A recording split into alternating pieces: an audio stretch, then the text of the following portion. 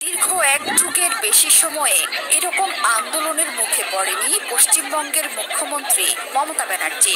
আন্দোলন এতটাই তীব্র যে মনে হচ্ছে বাংলাদেশের ক্ষমতাচ্যুত শেখ হাসিনার পরিণতি ঘটতে যাচ্ছে পশ্চিমবঙ্গে। শেখ হাসিনার মতো মমতা ব্যানার্জির ভাগ্যেও লেখা হয়ে গেছে এক দফা এক দাবি স্লোগান।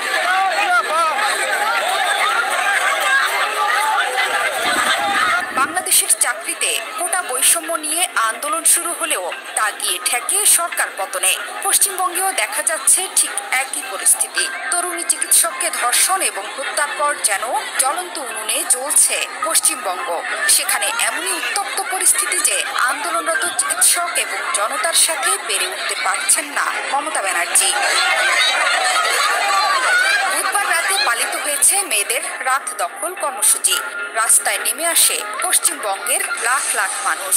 এই রাতে ঘটনাস্থল আরজি কর হাসপাতালে চালানো হয় ভাঙচুর, তছনছ করে দেয়া হয় হাসপাতালটিকে। পরে ঘণ্টাখানেকের চেষ্টায় পরিস্থিতি নিয়ন্ত্রণে আনে পুলিশ।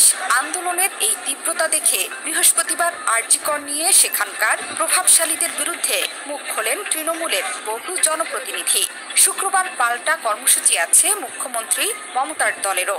আবার আজকেই 12 ঘন্টার বন্ধ ডেকেছে বাম দল এসইউসিআই। পশ্চিমবাংলার শুভবুদ্ধি সম্পন্ন মানুষ যখন রাস্তায় দাঁড়িয়ে আরজি কর কাণ্ডের বিচার চাইছে, এই বিচার যখন মানুষ চাইছে, আমরা দেখলাম কিছু দুষ্কৃতকারীকে ঢুকিয়ে দিয়ে আরজি কর হসপিটালে আন্দোলনের ধর্ণামঞ্চ ভাঙা হচ্ছে, সাংবাদিকদের মারধর করা হচ্ছে এবং অনেক ডাক্তার নার্সদের মারধর করা হচ্ছে, ভাঙচুর করা হচ্ছে হাসপাতালের বিভিন্ন গুরুত্বপূর্ণ স্থান। এই জিনিস আন্দোলনকে বানচাল করার হীন কৌশল।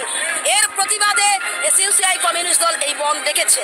এতে আমরা দেখেছি মানুষের নৈতিক সমর্থন ব্যাপক, কিন্তু আমরা জানি শাসক দলের ভয় ভীতি নানান কিছুকে উপেক্ষা করে মানুষ অনেক সময় হয়তো পথে বেরোতে বাধ্য হচ্ছেন, কিন্তু আমরা জানি এই আন্দোলন জয়যুক্ত হবে, এই দাবির প্রতি মানুষের সমর্থন আছে।